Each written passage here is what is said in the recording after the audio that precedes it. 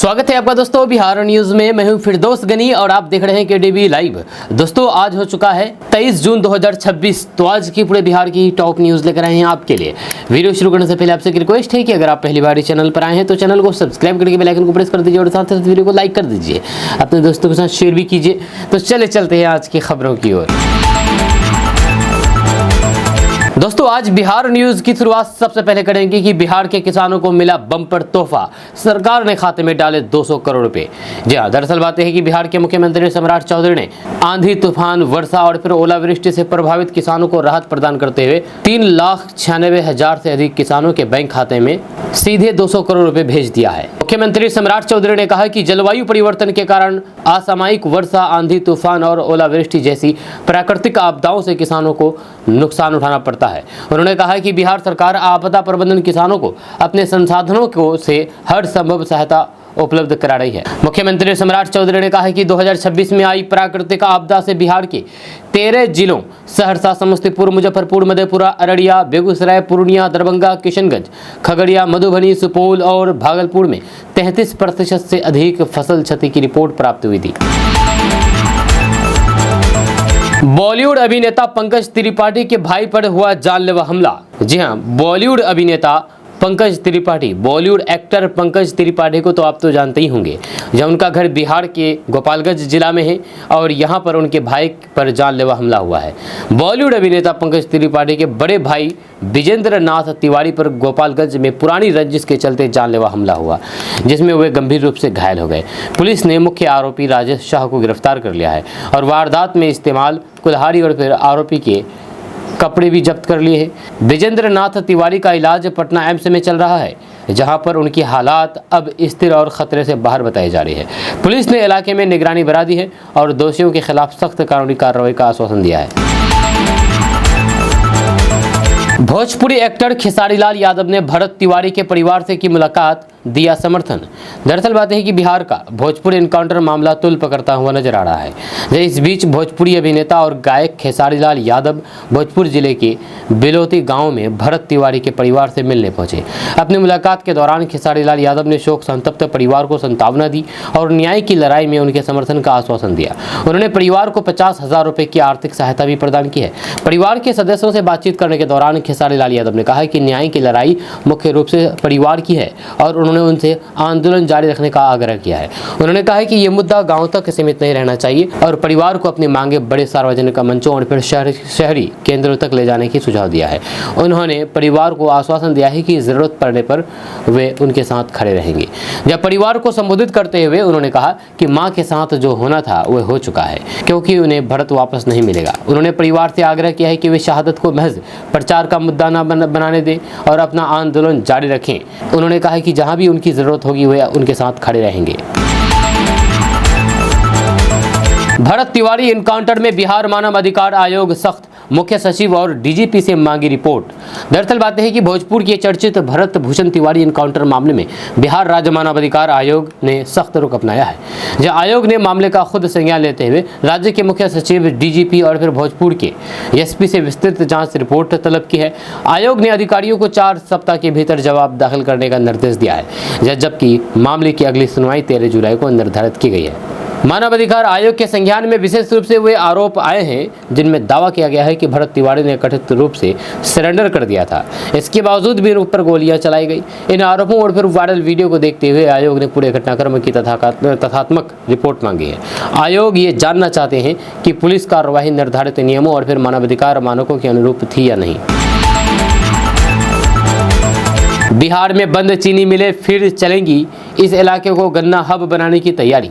दरअसल बात है कि बिहार सरकार ने बिहार के बंद पड़े चीनी उद्योग को फिर से जीवित करने की दिशा में बड़ा कदम उठाया गया है। सरकार की योजना पश्चिमी चंपारण और पूर्वी चंपारण क्षेत्रों को दोबारा गन्ना हब के रूप में विकसित करने की है। इसके तहत वर्षों से बंद पड़ी चीनी मिलों को फिर से शुरू करने और फिर नई चीनी मिलें स्थापित करने की तैयारी की जा रही है। मुख्यमंत्री सम्राट चौधरी ने भी गन्ना उद्योग को मजबूत बनाने और फिर किसानों की आय बढ़ाने पर जोर दिया है। जब सरकार का मानना है कि चीनी मिलों के चालू होने से गन्ना किसानों को अपनी फसल बेचने के लिए बेहतर बाजार मिलेगा और फिर क्षेत्र में बड़े पैमाने पर रोजगार के अवसर पैदा होंगे।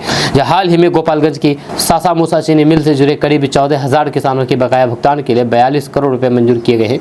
इससे बंद मिलों के पुनर्द्वार और फिर नए निवेश की संभावनाओं को बल मिला है। रिपोर्ट्स के अनुसार सरकार 25 नई चीनी मिलों की स्थापना और कई पुराने चीनी मिलों को पुनः शुरू करने की योजना पर काम कर रही है। इससे चंपारण समेत उत्तर बिहार के कई जिलों में गन्ना उत्पादन को बढ़ावा मिलेगा। गांव में ना स्कूल ना आंगनबाड़ी, मां ने समूह से लोन लिया और बहन ने भाई के लिए छोड़ दी थी मेडिकल की तैयारी। कैमूर के भगवती का आईआईटी में हुआ चयन। दरअसल बात है कि बिहार के कैमूर जिले के एक छोटे से गांव से निकलकर के भगवती ने वे कर दिखाया है जो आज हजारों युवा के लिए प्रेरणा बन गया है। जिस गांव में न स्कूल की सुविधा थी और न ही आंगनबाड़ी केंद्र, वहां से आने वाले भगवती ने कठिन परिस्थितियों के बावजूद आईआईटी में चयन हासिल करके अपने परिवार और फिर जिले का नाम रोशन किया है। जहाँ उनकी सफलता संघर्ष, त्याग और फिर दृढ़ संकल्प की मिसाल बन गई है। भगवती की पढ़ाई जारी रखने के लिए उनकी मां ने स्वयं सहायता समूह से कर्ज लिया। आर्थिक तंगी इतनी थी कि परिवार को कई बार रोजमर्रा की जरूरतों के लिए भी संघर्ष करना पड़ा। जब वहीं पर उनकी बहन ने अपने भाई के सपने को पूरा करने के लिए खुद की मेडिकल प्रवेश परीक्षा की तैयारी बीच में छोड़ दी, ताकि परिवार के सीमित संसाधनों का उपयोग भगवती की पढ़ाई में हो सके। जब परिवार के इस त्याग और फिर समर्थन ने उन्हें आगे बढ़ने की ताकत दी है। जब कड़ी मेहनत, परिवार के त्याग और फिर मजबूत इरादों के दम पर आखिरकार भगवती ने आईआईटी में जगह बना ली है। उनकी सफलता ये साबित करते हैं कि संसाधनों की कमी कभी भी प्रतिभा और फिर मेहनत के रास्ते की अंतिम बाधा नहीं बन सकती है। बिहार में सरकारी जमीन की सुरक्षा के लिए बड़ा कदम, दाखिल खारिज से पहले ई जमाबंदी से मिलान होगा अनिवार्य। दरअसल बात है कि बिहार सरकार ने सरकारी जमीन की सुरक्षा और फिर भूमि अभिलेखों में पारदर्शिता लाने के लिए बड़ा फैसला लिया है। अब बिहार में किसी भी जमीन के दाखिल खारिज यानी कि म्यूटेशन आवेदन का निपटारा करने से पहले संबंधित जमाबंदी का ई जमाबंदी और फिर सरकारी भूमि अभिलेखों से मिलान करना अनिवार्य होगा। राजस्व एवं भूमि सुधार विभाग ने इस संबंध में सभी जिलाधिकारियों को निर्देश जारी कर दिए हैं। इसका उद्देश्य सरकारी जमीन पर गलत तरीके से जमाबंदी कायम होने और फिर फर्जी दावे पर रोक लगाना है। राजस्व एवं भूमि सुधार मंत्री डॉक्टर दिलीप कुमार जायसवाल ने कहा है कि विभाग ने बिहार भूमि पोर्टल पर सरकारी भूमि के डिजिटलीकरण और फिर सत्यापन की व्यवस्था पहले ही विकसित कर दी है। जब सरकारी भूमि से संबंधित जमाबंदियों की सूची यानी कि लिस्ट अंचल अधिकारियों के लॉगिन में उपलब्ध करा दी गई है, जिससे किसी भी दाखिल खारिज आवेदन का ऑनलाइन सत्यापन आसानी से किया जा सकेगा। जब विभागीय समीक्षा में ये पाया गया था कि कुछ मामलों में सरकारी भूमि रिकॉर्ड का समुचित मिलान नहीं किया जा रहा था, जिसके कारण विवाद और अनियमितताओं की आशंका बनी रहती थी। सरकार का मानना है कि नई व्यवस्था से सरकारी जमीन की हेराफेरी, फर्जी जमाबंदी और अवैध कब्जों पर प्रभावी रोक लगेगी। सब तो आपस में डरा हुआ है, अब सबसे बड़ा खलनायक को डर लग रहा है। इसका मतलब सम्राट चौधरी का लालू यादव पर तंज। दरअसल बात है कि बिहार की राजनीति में भरत भूषण तिवारी एनकाउंटर मामले को लेकर के जारी घमासान के बीच मुख्यमंत्री सम्राट चौधरी ने आरजेडी सुप्रीमो लालू प्रसाद यादव पर तीखा हमला बोला है। उन्होंने कहा कि जो लोग वर्षों तक दूसरे को डराते रहे, आज वही खुद डरे हुए दिखाई दे रहे हैं। सम्राट चौधरी ने तंज कसते हुए कहा कि सब तो आपसे डरा हुआ है, अब सबसे बड़ा खलनायक को डर लग रहा है। इसका मतलब फिर बिहार बदल रहा है। मुख्यमंत्री सम्राट चौधरी ने आगे कहा है कि बिहार की जनता अब 1990 से लेकर के अब तक के राजनीतिक और फिर प्रशासनिक दौर का हिसाब चाहती है।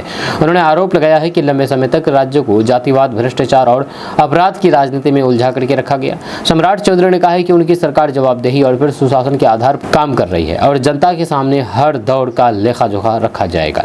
ये बयान ऐसे समय में आया है जब भरत तिवारी एनकाउंटर को लेकर के विपक्ष लगातार सरकार पर हमलावर है। तेजस्वी यादव समेत कई विपक्षी नेताओं ने इस मामले में सरकार और फिर पुलिस की भूमिका पर सवाल उठाए हैं, जबकि सरकार ने न्यायिक जांच के आदेश दे रखे हैं। ऐसे में सम्राट चौधरी और लालू प्रसाद, तेजस्वी यादव परिवार के बीच जुबानी जंग बिहार की राजनीति का बड़ा मुद्दा बनती जा रही है। बिहार में गुड़ उत्पादन इकाइयों को स्थापित करने के लिए 25 जून तक जमा होंगे ऑनलाइन आवेदन। दरअसल बात है कि बिहार सरकार ने गन्ना किसानों और फिर कृषि आधारित उद्योगों को बढ़ावा देने के लिए बड़ा कदम उठाया है। गन्ना उद्योग विभाग ने वित्तीय वर्ष 2026-27 के तहत नई गुड़ उत्पादन इकाइयों की स्थापना के लिए ऑनलाइन आवेदन आमंत्रित किए हैं, जिसकी अंतिम तिथि 25 जून 2026 निर्धारित की गई है। इस योजना का लाभ किसान, उद्यमी और फिर निवेशक उठा सकते हैं। सरकार का उद्देश्य गन्ने से मूल्य संवर्धन बढ़ाना और फिर ग्रामीण क्षेत्रों में रोजगार के नए अवसर पैदा करना है। योजना के तहत गुड़ उत्पादन इकाइयों को उनकी पेराई क्षमता के आधार पर पूंजीगत निर्धारित लागत का 50% तक का अनुदान दिया जाएगा। 5 से 20 टन प्रतिदिन क्षमता वाली इकाई को अधिकतम 6 लाख रुपए, 21 से 40 टन क्षमता वाली इकाइयों को 15 लाख रुपए, 41 से 60 टन क्षमता वाली इकाइयों को 45 लाख रुपए तथा 60 टन से अधिक क्षमता वाली इकाइयों को अधिकतम 1 करोड़ रुपए तक का अनुदान मिलेगा। ये सहायता बिहार राज्य गुड़ उद्योग प्रोत्साहन कार्यक्रम के तहत दी जाएगी। सरकार का मानना है कि इस योजना से गन्ना किसानों को अपनी फसल का बेहतर मूल्य मिलेगा और ग्रामीण क्षेत्र में उद्योगों का विस्तार होगा। इच्छुक आवेदक गन्ना उद्योग विभाग की आधिकारिक वेबसाइट पर जाकर के 25 जून तक ऑनलाइन आवेदन कर सकते हैं। बिहार में जीविका दीदियों को मिलेगी 125 दिन के रोजगार की गारंटी। 6,715 करोड़ से शुरू होगी नई योजना। दरअसल बात यही कि बिहार की लाखों जीविका दीदियों और फिर ग्रामीण मजदूरों के लिए बड़ी खुशखबरी सामने आई है। बिहार में 1 जुलाई से विकसित भारत जी राम जी योजना लागू की जाएगी। इस योजना के तहत जीविका दीदियों और फिर अन्य पात्र ग्रामीण परिवारों को साल में 125 दिनों तक रोजगार की गारंटी दी जाएगी। योजना के लिए करीब 6,715 करोड़ रुपए का प्रावधान किया गया है, जिससे ग्रामीण क्षेत्रों में रोजगार और फिर आजीविका के अवसर बढ़ाने का लक्ष्य रखा गया है। सरकार के अनुसार इस नई योजना में जीविका दीदियों को ग्रामीण हाट, सामुदायिक परिसंपत्तियों के विकास, आजीविका संवर्धन और फिर अन्य ग्रामीण विकास कार्यों से जोड़ा जाएगा। इससे महिलाओं की आय बढ़ेगी और फिर उन्हें स्थानीय स्तर पर रोजगार के अधिक अवसर मिलेंगे। जहां बिहार में पहले से ही 1 करोड़ से अधिक महिलाएं जीविका से जुड़ करके रोजगार और फिर आर्थिक गतिविधियों में भागीदारी कर रही हैं। सरकार का दावा है कि 125 दिनों की रोजगार गारंटी की से ग्रामीण अर्थव्यवस्था को मजबूती मिलेगी और महिलाओं का आर्थिक सशक्तिकरण बढ़ेगा। योजना लागू होने के बाद जीविका समूह से जुड़ी महिलाओं को नियमित आय के अवसर मिलेंगे। नितिन नवीन का बस चले तो फिर बांग्लादेश और पाकिस्तान में भी सरकार बना ले। आरजेडी नेता सुधाकर सिंह बोले, इनके पास बहुत काबिलियत है। दरअसल बात है कि आरजेडी के सांसद सुधाकर सिंह ने भाजपा अध्यक्ष नितिन नवीन पर तंज कसते हुए कहा है कि उनके पास इतनी काबिलियत है कि अगर बस चले तो फिर बांग्लादेश और पाकिस्तान में भी सरकार बनवा दे। ये टिप्पणी उन्होंने भाजपा के विस्तार और फिर विभिन्न राज्यों में चुनावी रणनीति को लेकर के की है। सुधाकर सिंह ने अपने बयान में भाजपा और फिर बिहार सरकार पर भी निशाना साधा है। उन्होंने आरोप लगाया है कि भाजपा लगातार अपनी राजनीतिक पकड़ बनाने की कोशिश कर रही है और इसी कारण उनके नेता बड़े बड़े दावे कर रहे हैं। उनके बयान को राजनीतिक व्यंग्य के तौर पर देखा जा रहा है, जो हाल के दिनों में कही है। जितने छात्र उतने गुरुजी, स्कूलों में खत्म होगा असंतुलन। बिहार में शिक्षकों के लिए नया फॉर्मूला। दरअसल बात है कि बिहार के सरकारी स्कूलों में शिक्षकों की तैनाती को लेकर के बड़ा बदलाव किया जा रहा है। यह शिक्षा विभाग ने फैसला लिया है कि अब स्कूलों में शिक्षकों की संख्या वहां पढ़ने वाले छात्रों के वास्तविक नामांकन के आधार पर तय की जाएगी। नई व्यवस्था के तहत जितने छात्र उतने गुरुजी के सिद्धांत पर शिक्षक पदस्थापन किया जाएगा, ताकि कहीं शिक्षकों की अधिकता और कहीं कमी जैसी समस्या को खत्म किया जा सके। इसके लिए शिक्षा विभाग ई शिक्षा कोष पोर्टल की आंकड़ों का उपयोग करेगा। जिन विद्यालयों में छात्रों की संख्या अधिक होगी वहां पर अतिरिक्त शिक्षकों की तैनाती की जाएगी, जबकि कम नामांकन वाले स्कूलों से जरूरत के अनुसार शिक्षकों का समायोजन किया जाएगा। उच्च माध्यमिक विद्यालयों के लिए भी छात्र संख्या के आधार पर न्यूनतम शिक्षक मानक तय किए गए हैं। इस कदम का उद्देश्य राज्य भर के स्कूलों में शिक्षकों का संतुलन वितरण सुनिश्चित करना है। मुहर्रम 2026 पर बिहार में हाई अलर्ट। बिना लाइसेंस जुलूस नहीं, डीजे भड़काऊ गानों पर रोक। दरअसल बात है कि मुहर्रम 2026 को लेकर के बिहार सरकार और फिर जिला प्रशासन पूरी तरह से अलर्ट मोड पर है। राज्य भर में कानून व्यवस्था बनाए रखने के लिए सख्त निर्देश जारी किए गए हैं। प्रशासन ने साफ कर दिया है कि बिना लाइसेंस कोई भी जुलूस नहीं निकाला जा सकेगा और सभी अखाड़ा समितियों को संबंधित थाना या फिर प्रशासनिक अधिकारियों से पूर्व अनुमति लेना अनिवार्य होगा। जब प्रशासन ने मुहर्रम जुलूसों में डीजे, भड़काऊ गाने, आपत्तिजनक नारेबाजी और सांप्रदायिक माहौल बिगाड़ने वाली गतिविधियों पर पूरी तरह से रोक लगा दी है। साथ ही सोशल मीडिया पर विशेष निगरानी रखी जाएगी और अफवाह या फिर भड़काऊ पोस्ट करने वालों के खिलाफ कड़ी कानूनी कार्रवाई की जाएगी। कई जिलों में शांति समिति की बैठकें आयोजित करके स्थानीय लोगों और फिर अखाड़ा समितियों को नियमों की जानकारी दी जाएगी। सुरक्षा व्यवस्था को मजबूत करने के लिए संवेदनशील इलाकों में अतिरिक्त पुलिस बल की तैनाती, ड्रोन निगरानी और फिर विशेष गश्त की व्यवस्था की जा रही है। भरत तिवारी एनकाउंटर पर बिहार में अब एनडीए सरकार गर्म।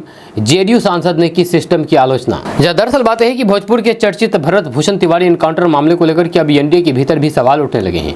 शिवहर से जेडीयू सांसद लवली आनंद ने पुलिस कार्रवाई की आलोचना करते हुए कहा कि यदि भरत तिवारी ने सरेंडर कर दिया था तो उसे गिरफ्तार करके कानूनी प्रक्रिया के तहत जेल भेजा जाना चाहिए था। उन्होंने कहा कि पुलिस को न्यायपालिका की भूमिका नहीं निभानी चाहिए और पूरे मामले की निष्पक्ष जांच होनी चाहिए। लवली आनंद ने कहा कि जब रक्षक ही भक्षक बन जाए तो सवाल उठना स्वाभाविक है। उन्होंने मांग की है कि घटना की स्वतंत्र जांच करके दोषियों के खिलाफ कार्रवाई की जाए। जेडीयू सांसद का ये बयान इसलिए भी महत्वपूर्ण माना जा रहा है क्योंकि अब तक विपक्ष ही इस मामले में सरकार और पुलिस पर सवाल उठा रहा था, लेकिन अब सत्तारूढ़ गठबंधन के भीतर भी आलोचना सामने आने लगी है। भरत तिवारी एनकाउंटर को लेकर के पहले ही न्यायिक जांच के आदेश दिए जा चुके हैं। मामले में कुछ पुलिसकर्मियों को निलंबित भी किया गया है और मानवाधिकार आयोग समेत कई संस्थाएं पूरे घटनाक्रम की समीक्षा कर रही है। सेलेक्टेड सीएम सम्राट चौधरी से नहीं संभल रहा बिहार, निर्दोषों का हो रहा एनकाउंटर, तेजस्वी यादव का बड़ा बयान। दरअसल बात है कि बिहार में भरत भूषण तिवारी एनकाउंटर मामले को लेकर के तेजस्वी यादव ने मुख्यमंत्री सम्राट चौधरी और राज्य सरकार पर तीखा हमला बोला है। तेजस्वी यादव ने आरोप लगाया है कि बिहार में कानून व्यवस्था की स्थिति बिगड़ रही है और निर्दोष लोगों का एनकाउंटर किया जा रहा है।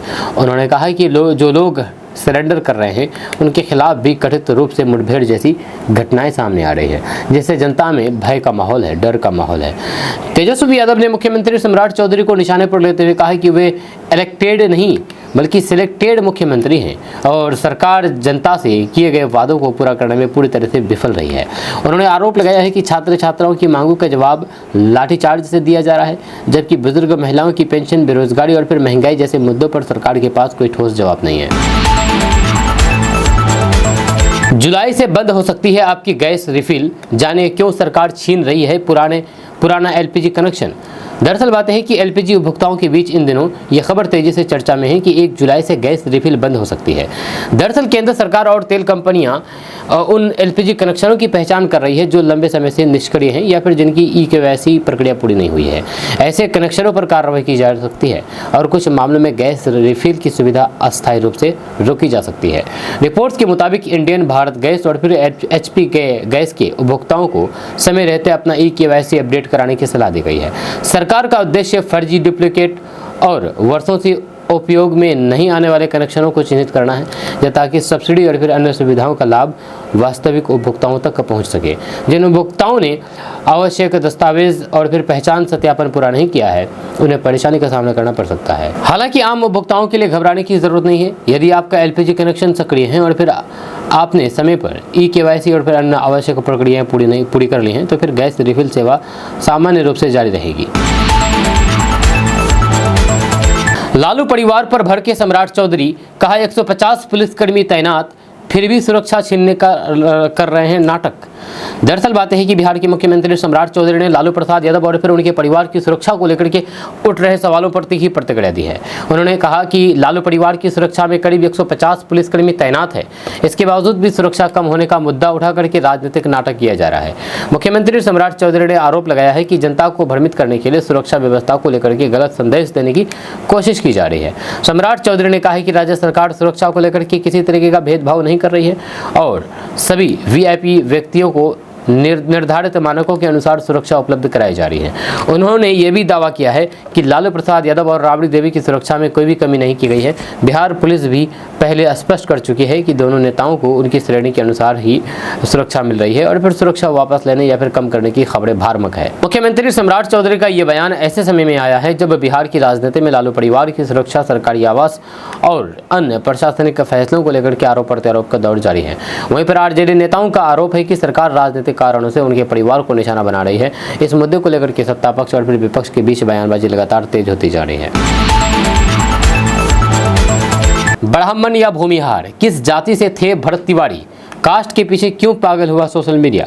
दरअसल बात है कि भोजपुर के शाहपुर में हुई भरत भूषण तिवारी एनकाउंटर मामले के बाद सोशल मीडिया पर उनकी जाति को लेकर के बड़ी बहस छिड़ गई है। कई लोग उन्हें ब्राह्मण बता रहे हैं जबकि कुछ लोग भूमिहार समुदाय से जुड़े होने का दावा कर रहे हैं। देखते ही देखते ये मामला सोशल मीडिया पर चर्चा का विषय बन गया है और हजारों लोग उनकी जाति को लेकर के अपनी अपनी राय देने लगे हैं। रिपोर्ट्स के मुताबिक स्थानीय स्तर पर भरत भूषण तिवारी को ब्राह्मण समुदाय का बताया जा रहा है। जब घटना के बाद कई ब्राह्मण संगठनों और फिर नेताओं ने भी उनके उनके परिवार से मुलाकात की है, जिसके बाद ये दावा और फिर मजबूत हुआ है। हालांकि बिहार के कुछ इलाकों में तिवारी उपनाम का इस्तेमाल अन्य समुदाय द्वारा भी किए जाने की चर्चा से भ्रम की स्थिति बनी हुई है। ये सवाल खड़ा कर दिया है कि किसी आपराधिक घटना या फिर पुलिस कार्रवाई के बाद सोशल मीडिया पर जाति की चर्चा इतनी तेजी से क्यों शुरू हो गई है, जब कई लोग इसे सामाजिक और फिर राजनीतिक ध्रुवीकरण से जोड़ करके देख रहे हैं। भरत तिवारी एनकाउंटर के बीच सीएम सम्राट चौधरी की दो टूक, कहा सफाई अभियान चलता रहेगा। दरअसल बात है कि भरत तिवारी इनकाउंटर मामले को लेकर के बिहार की राजनीति में लगातार बयानबाजी जारी है। इस बीच मुख्यमंत्री सम्राट चौधरी ने स्पष्ट शब्दों में कह दिया है कि बिहार में अपराधियों के खिलाफ चल रहा सफाई अभियान रुकने वाला नहीं है। उन्होंने कहा है कि सरकार कानून व्यवस्था को मजबूत करने के लिए प्रतिबद्ध है और अपराधियों के खिलाफ कार्रवाई आगे भी जारी रहेगी। मुख्यमंत्री सम्राट चौधरी ने कहा है कि वे अपराध के सामने झुकने वाले नहीं हैं और बिहार में अपराधियों के लिए कोई भी जगह नहीं है। उनका ये बयान ऐसे समय में आया है जब भरत तिवारी इनकाउंटर को लेकर के विपक्ष सरकार और फिर पुलिस की कार्रवाई पर सवाल उठा रहा है। वहीं पर सरकार ने मामले की न्यायिक जांच के भी आदेश दिए हैं ताकि घटना के सभी पहलुओं की निष्पक्ष जांच हो सके। दूसरी ओर भरत तिवारी इनकाउंटर को लेकर के राजनीतिक विवाद लगातार बढ़ता जा रहा है। कई नेताओं ने पुलिस कार्रवाई पर सवाल उठाए हैं, जबकि सरकार का कहना है कि जांच पूरी पारदर्शिता के साथ कराई जाएगी। इस बीच सम्राट चौधरी का ये बयान साफ संकेत देता है कि अपराध के खिलाफ सरकार अपनी सख्त नीति में किसी तरीके की नरमी नहीं बरतने वाली है। हाथ जोड़ करके निवेदन है, अपने अपने घर चले जाइए। तिलक समारोह में लोगों से क्यों गुहार लगा रहे हैं आकाशदीप। दरअसल बात है कि भारतीय क्रिकेटर आकाशदीप बिहार के रहने वाले हैं और उनकी शादी हो रही है। आकाशदीप के तिलक समारोह में भारी संख्या में लोग उनके पैतृक गांव बड्डी रोहतास पहुंच गए थे। अपने पसंदीदा क्रिकेटर की एक झलक पाने के लिए दूर दूर से लोग समारोह में शामिल होने के लिए पहुंचे, जिससे वहां काफ़ी भीड़ जमा हो गई। रिपोर्ट्स के अनुसार बढ़ती भीड़, मौसम की स्थिति और फिर प्रशासनिक व्यवस्थाओं को देखते हुए आकाशदीप ने मंच से हाथ जोड़ करके लोगों से अपील की है कि वे सुरक्षित तरीके से अपने अपने घर लौट जाएं। उनका मकसद लोगों की सुरक्षा और फिर समारोह में व्यवस्था बनाए रखना था। इसके बाद भी लोगों में उनके प्रति उत्साह साफ देखने को मिला। आकाशदीप का तिलक समारोह उनके गांव में बेहद धूमधाम से आयोजित किया गया था, जहां पर कई गणमान्य लोग और फिर हजारों ग्रामीण मौजूद रहे। 24 जून को वाराणसी में उनकी शादी होनी है, जबकि गांव में मेहंदी और फिर हल्दी जैसी पारंपरिक रस्में भी आयोजित की जा रही है। बिहार से बाहर भी बिकेगा बालू, सरकार ने दी मंजूरी। 26 जून से 15 अक्टूबर तक जारी होंगे ई चालान। दरअसल बात है कि बिहार सरकार ने बालू कारोबारियों और फिर निर्माण क्षेत्र को बड़ी राहत देते हुए बिहार से बाहर बालू की बिक्री और फिर परिवहन की अनुमति दे दी है। जब सरकार के नए फैसले के अनुसार 26 जून से 15 अक्टूबर 2026 तक बिहार से दूसरे राज्यों में बालू जैसी भेजी जा सकेगी। इसके लिए ई चालान जारी किया जाएगा, जिससे बालू के परिवहन और फिर कारोबार पर निगरानी रखना आसान होगा। मानसून के दौरान बालू खनन पर प्रतिबंध रहने के कारण हर साल निर्माण कार्य प्रभावित होते हैं। ऐसे में सरकार ने पहले से उपलब्ध स्टॉक की बिक्री और फिर परिवहन को व्यवस्थित करने के लिए ये व्यवस्था लागू की है। अधिकारियों का कहना है कि ई चालान प्रणाली से अवैध खनन और फिर बिना अनुमति बालू परिवहन पर रोक लगाने में मदद मिलेगी। सरकार के इस फैसले से बालू कारोबारियों, ट्रांसपोर्टरों और फिर निर्माण उद्योग को फायदा मिलने की उम्मीद है। वहीं पर दूसरे राज्यों में भी बिहार की बालू की आपूर्ति जारी रह सकती है। वहीं पर प्रशासन ने स्पष्ट कर दिया है कि निर्धारित अवधि के दौरान केवल वैध स्टॉक और फिर नियमों के तहत ही ई चालान जारी किए जाएंगे। दोस्तों, आईएएस अधिकारी नवीन कुमार ने किशनगंज के नए जिलाधिकारी के रूप में कार्यभार संभाल लिया है। जैसे कि आप अपने मोबाइल स्क्रीन पर तस्वीर देख रहे हैं, यही है नए जिलाधिकारी किशनगंज की। अब आज से यही किशनगंज का कमान संभालेंगे। इन्हीं के हाथों में किशनगंज का बागडोर रहेगा। आपको बता दूं कि इनके प्रभार ग्रहण करते ही किशनगंज जिले के विकास कार्यों, कानून व्यवस्था और फिर जनहित से जुड़ी योजनाओं को लेकर के लोगों की उम्मीदें बढ़ गई है। सीमांचल के इस महत्वपूर्ण जिले में शिक्षा, स्वास्थ्य, सड़क, बार और फिर रोजगार जैसी कई चुनौतियां हैं। ऐसे में लोगों की नज़र अब नए जिलाधिकारी के कामकाज पर टिकी हुई है कि वे इन समस्याओं के समाधान के लिए क्या कदम उठाते हैं। हम आपको इस पूरी खबर के बारे में बताएंगे विस्तार से, डिटेल से। उससे पहले आप हमारे इस पेज को फॉलो कर लीजिए इसी तरह खबरें देखने के लिए। दरअसल बात है कि किशनगंज जिला को नया जिलाधिकारी मिल गया है। भारतीय प्रशासनिक सेवा के अधिकारी नवीन कुमार ने सोमवार को समहर्ता सह जिलाधिकारी के रूप में विधिवत कार्यभार ग्रहण कर लिया है। उनके पदभार संभालने के साथ ही जिला प्रशासन में नई ऊर्जा और फिर नए उत्साह का माहौल देखने को मिल रहा है। कार्यभार ग्रहण करने के बाद नवीन कुमार ने जिला मुख्यालय स्थित अपने कार्यालय में विभिन्न विभागों के अधिकारियों के साथ पहली बैठक की। इस दौरान उन्होंने अधिकारियों से परिचय प्राप्त किया और जिले की प्रशासनिक व्यवस्था, विकास योजनाओं और फिर कानून व्यवस्था से संबंधित महत्वपूर्ण जानकारियां ली। जब बैठक के दौरान नए जिलाधिकारी ने साफ शब्दों में कहा कि सरकार की योजनाओं का लाभ अंतिम व्यक्ति तक पहुंचना चाहिए। इसके लिए सभी विभागों को पूरी जिम्मेदारी और फिर पारदर्शिता के साथ काम करना होगा। उन्होंने अधिकारियों को निर्देश दिया है कि जनता की समस्याओं का समय पर समाधान सुनिश्चित किया जाए और किसी भी स्तर पर लापरवाही बर्दाश्त नहीं की जाएगी। बताया जा रहा है कि नवीन कुमार विकास योजनाओं की नियमित मॉनिटरिंग करेंगे। खास करके शिक्षा, स्वास्थ्य, ग्रामीण विकास, पेयजल, सड़क निर्माण, कृषि और फिर सामाजिक सुरक्षा योजनाओं पर विशेष ध्यान दिया जाएगा। जिले में कई ऐसी योजनाएं हैं जिनका लाभ अभी भी दूर दराज के गांवों तक पूरी तरह से नहीं पहुंच पाया है। ऐसे में प्रशासन की प्राथमिकता इन योजनाओं को प्रभावी तरीके से लागू करना होगा। वहीं पर किशनगंज एक सीमावर्ती जिला है जिसकी सीमा पश्चिम बंगाल और फिर नेपाल से जुड़ी हुई है, इसलिए यहाँ पर कानून व्यवस्था और फिर सुरक्षा व्यवस्था हमेशा एक महत्वपूर्ण विषय रही है। दोस्तों, कोचा धामन के कमलपुर पंचायत के एक युवक के सऊदी अरब की जेल में बंद होने की खबर सामने आई है।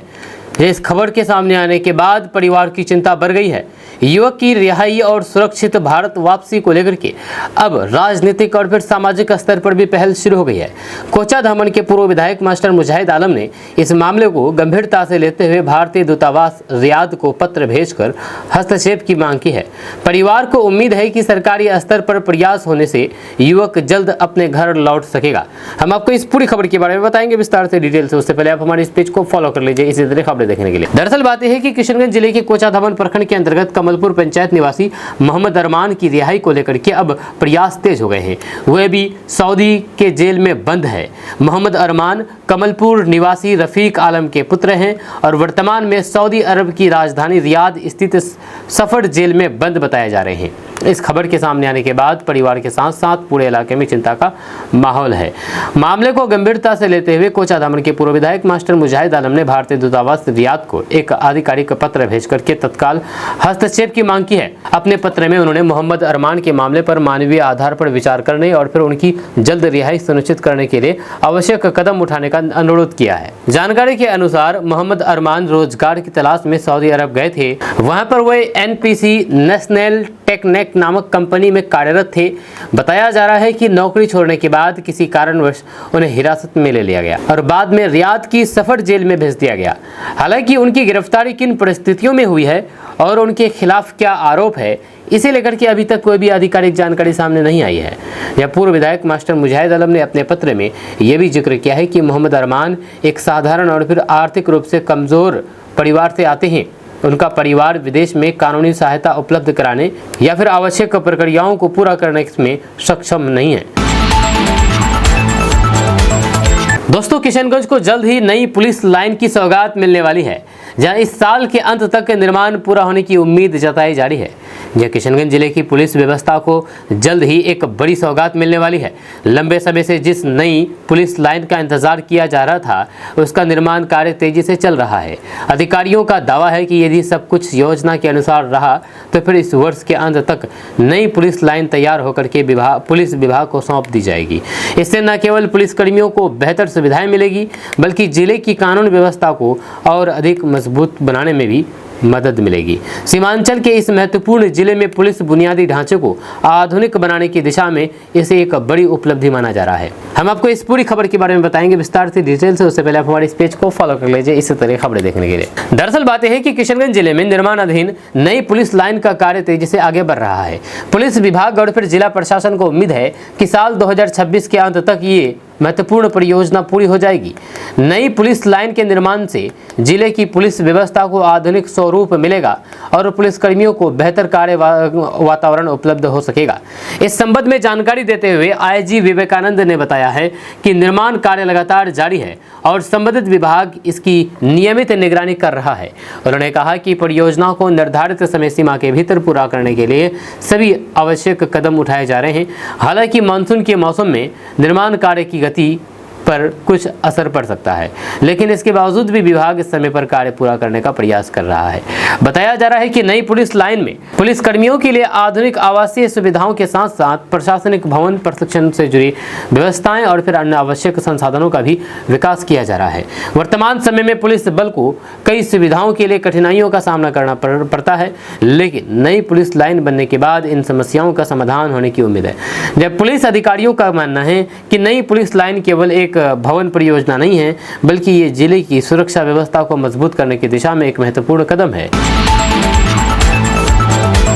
दोस्तों, किशनगंज रेलवे स्टेशन से 2025-26 में टिकट बिक्री से 116 करोड़ रुपए से अधिक का राजस्व अर्जित करके नया रिकॉर्ड बनाया है। यानी कि 116 करोड़ रुपए की कमाई हुई है।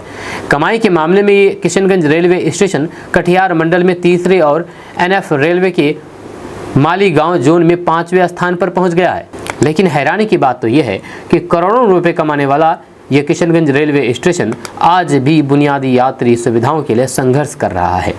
प्लेटफॉर्म पर पर्याप्त शेड नहीं है, स्वच्छ पेयजल की कमी है और दिव्यांग यात्रियों के लिए जरूरी सुविधाएं भी पूरी तरह से प्रभावी नहीं है। ऐसे में सवाल उठ रहा है कि आखिर जब स्टेशन रेलवे को करोड़ों की आमदनी दे रहा है तो यात्रियों को उनकी ज़रूरत के मुताबिक सुविधाएं कब मिलेगी, ये बड़ा सवाल है। अब आपको इस पूरी खबर के बारे में बताएंगे विस्तार से, डिटेल से। उससे पहले आप हमारे इस पेज को फॉलो कर लीजिए इसी तरह खबरें देखने के लिए। दरअसल बात है कि किशनगंज रेलवे स्टेशन लगातार अपनी आय में बढ़ोतरी दर्ज कर रहा है। वित्तीय वर्ष 2025-26 में स्टेशन ने टिकट बिक्री के माध्यम से 116 करोड़ रुपए से अधिक का राजस्व अर्जित किया है। ये उपलब्धि न जिले बल्कि पूरे कटिहार रेल मंडल के लिए महत्वपूर्ण मानी जा रही है। राजस्व के लिहाज से स्टेशन ने कटिहार मंडल में तीसरा और मालीगांव जोन में 5वां स्थान हासिल किया है। किशनगंज रेलवे स्टेशन की भौगोलिक स्थिति इसे और भी महत्वपूर्ण बनाती है। ये स्टेशन बिहार, पश्चिम बंगाल और फिर नेपाल सीमा के निकट स्थित है। इसके अलावा बांग्लादेश से आने वाले पर्यटक और सीमावर्ती क्षेत्रों के हजारों यात्री भी इसी स्टेशन का उपयोग करते हैं। प्रतिदिन बड़ी संख्या में लोग यहाँ से दिल्ली, कोलकाता, बेंगलुरु, गुवाहाटी, पटना और फिर देश के अन्य प्रमुख शहरों के लिए यात्रा करते हैं। इसके बावजूद भी स्टेशन पर यात्रियों को कई बुनियादी समस्याओं का सामना करना पड़ रहा है। सबसे बड़ी समस्या प्लेटफॉर्म पर पर्याप्त शेड की कमी है। प्लेटफॉर्म संख्या 1 लगभग 700 मीटर और फिर प्लेटफॉर्म संख्या 2 करीब 745 मीटर लंबा है, लेकिन दोनों प्लेटफॉर्म के बड़े हिस्सों में अब भी शेड नहीं है। नतीजतन एक्सप्रेस और सुपरफास्ट ट्रेनों के कई डिब्बे खुले हिस्सों में रुकते हैं। मुहर्रम का 10वां आशूरा कब है? क्यों मुस्लिमों के लिए ये मुहर्रम पर्व खास है? हम आपको इस पूरी खबर के बारे में बताएंगे। आपको बता दें कि मुहर्रम की 10वीं तारीख को आशूरा कहा जाता है।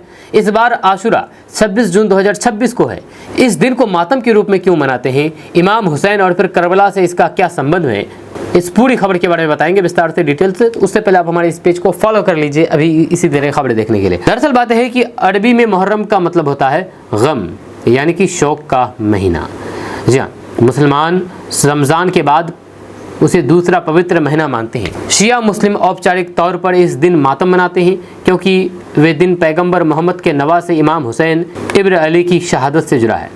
आशूरा को सब्र, कुर्बानी, वफा और हक की राह पर कायम रहने की मिसाल कहा जाता है। आशूरा का इतिहास के बारे में बात किया जाए तो इमाम हुसैन ने अपने परिवार और फिर साथियों के साथ मिलकर के इराक के करबला के मैदान में यजीद की सत्ता के अत्याचारों के खिलाफ इंसानियत, सत्य और न्याय की रक्षा के लिए अपनी जान कुर्बान कर दी थी। मुहर्रम की 10वीं तारीख यानी कि यौम आशूरा को इमाम हुसैन शहीद हुए थे, इसीलिए मुहर्रम का ये दिन बहुत ख़ास है। इस दिन दुनिया भर के मुस्लिम समुदाय करबला की याद में इबादत, रोज़ा, मजलिस और शौक के तौर पर इस दिन को याद करते हैं, मनाते हैं। सवाल है कि करबला में इमाम हुसैन के साथ क्या हुआ था। तो आपको बता दूं कि पैगंबर हजरत मोहम्मद की वफ़ात के बाद मुस्लिम समुदाय के नेतृत्व के लिए खलीफा चुने जाते थे। लोग आपस में तय करके इसका चुनाव करते थे। ये खलीफा पूरी दुनिया के मुसलमानों का प्रमुख नेता होता था। एक दौर ऐसा आया जब सीरिया के शासक यजीद ने खुद को खलीफा घोषित कर दिया।